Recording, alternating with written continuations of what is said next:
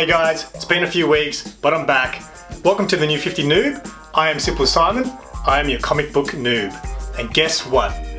I have officially been into comics for 1 year. That's right. The 1st of August last year, 2018, was the day that my good friends Ashby and Tony told me, they're both long-time comic book fans, and they said to me, we'll take you out to the city, we'll show you all the shops, we'll show you how it all works.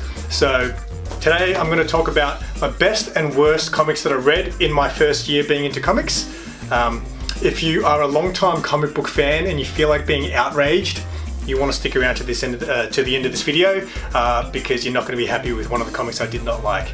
Anyway, I've got a few books to get through, so let's do this.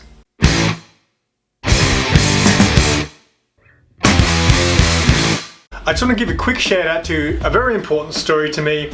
The story that got me fascinated into the comic book world was this, Batman Death in the Family, which is the story about the murder of Jason Todd. This book I've had since 1989, I think. And last year I was going through some rough times. I got really sick as well during that time, and I basically found my old stash of comics. I found this and actually read it, and I was like, wow, this is fascinating stuff, and I really want to get into the world of comic books. So just want to give a quick shout out to this story. If you haven't read this, it actually is really good. It actually is quite dark. That's what surprised me the most. I was like, wow, this is brutal. Alright, let's get into the comics. So I'm going to start off with a classic. Now there's many classic comic book stories that I have not read. I'm mostly into DC sort of stuff and the Batman sort of stuff. So things like Harsh, Dark Knight Returns, all that sort of stuff that's known as classics, I haven't read them, alright? Forgive me, I'll get around to it one day. The Killing Joke is obviously a classic story written by Alan Moore. I first discovered the story when I watched the animated movie, and I must say I much more enjoyed the comic book much more than the animated series. The animated series, there was something about the way the Joker looked, I don't know, I didn't like it. The art in this is much more dark, it just looks better. I do definitely recommend it. It's a very short read, but it's actually a really good story. So much so that this is obviously a later deluxe edition that I bought on the first day that I bought comic books, and I found out that this had been recolorized. I didn't know quite what they meant by that, so I kind of looked up the original version. And then I realized, oh my god, I have to have the original coloring, right? So I ended up picking up a copy of, this is the second print of The Killing Joke with the original coloring, and it is an absolute trip. Alright, next, we're going to stick with classic Batman stories. I bought this quite some time ago and only read it more recently. I'm not going to get too much into this because I do have another video where I talked about this, and that is The Court of Owls. Scott Snyder, obviously very well known for his Batman New 52 run. A lot of people talk about it as one of the greatest Batman runs, but I must say Court of Owls is absolutely amazing. The way it's written, the way it draws you in, like I planned on reading this over 2 nights and ended up just sitting there knocking out the whole thing. Volume 2 wasn't as interesting, but look, watch my other Batman video about Court of Owls to find out more about this, but I highly recommend Court of Owls Volume 1. So this next book is probably the best thing that I've read. Well, my favorite. Look, everyone has their own opinions, but this is probably the favorite book that I read this in this last year, and that is Brian Azzarello's Joker.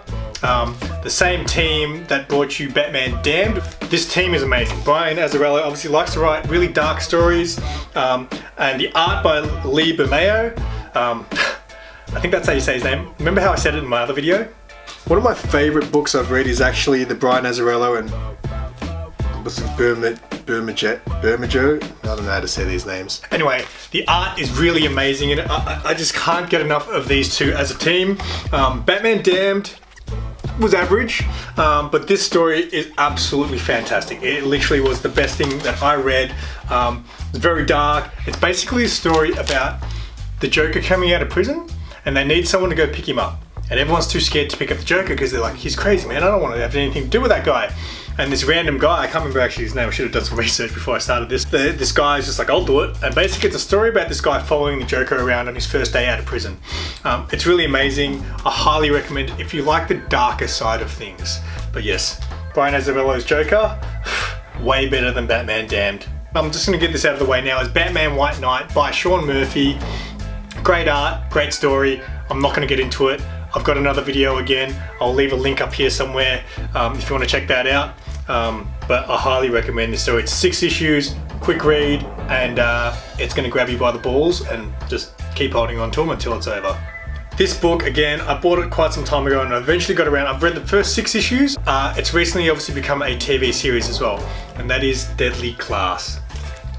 From the very first page, it had me, and I was like, oh, this is really fascinating. It's basically about a secret school that basically picks up delinquent kids and trains them to be the world's deadliest assassins. How does that not sound cool, right? So I picked it up, read it, the first few issues, and I was like, man, this is really, really good stuff. I really enjoy it. I highly recommend Deadly Class to anyone. Apparently the TV series got cancelled after the 1 season, so that sucks, but I want to finish reading the issues that I had before I hit that TV show up. Okay, let's get to the worst reads. Now, I've only got 3 books to talk about as far as the worst reads go. Dark Knight's Metal, I wasn't so bad that I had to put it on this list. As I mentioned, 1st of August 2018, I'm out in these comic shops like, where do I start? So I bought a few trade paperbacks. Now, just for people who are noobs like me, a trade paperback or a trade is where it's not a single issue. It's basically a collection of the issues where they make into one book. So for people who want to catch up, they can just buy 6 issues all in one book. That's a trade. So I bought The Joker Death of the Family, which is this book here. So I bought this on that first day that I went comic book shopping, and I also bought The Killing Joke, and I also bought this, The Crow, Death and Rebirth. I was a big Crow fan growing up, just everything about it.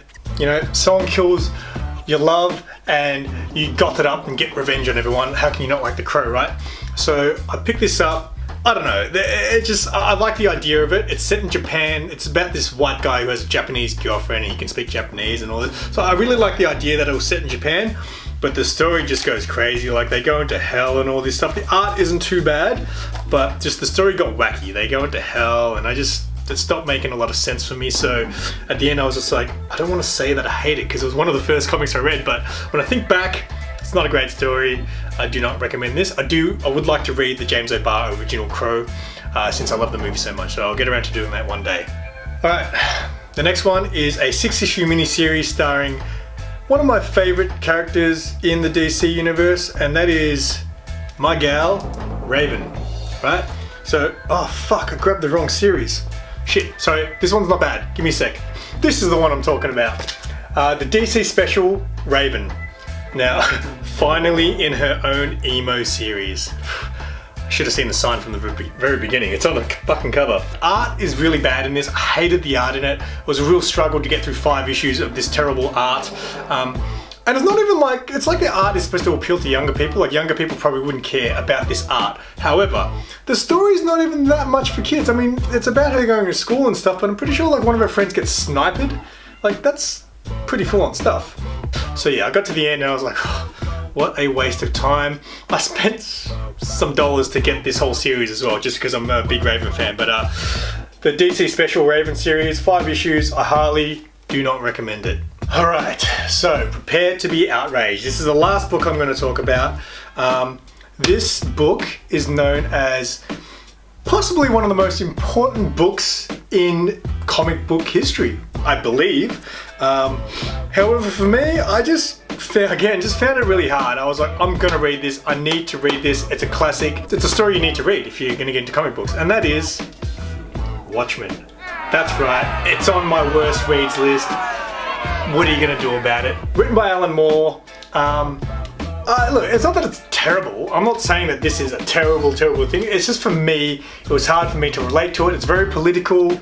It's very slow. I started collecting Doomsday Clock, which I have not read any of.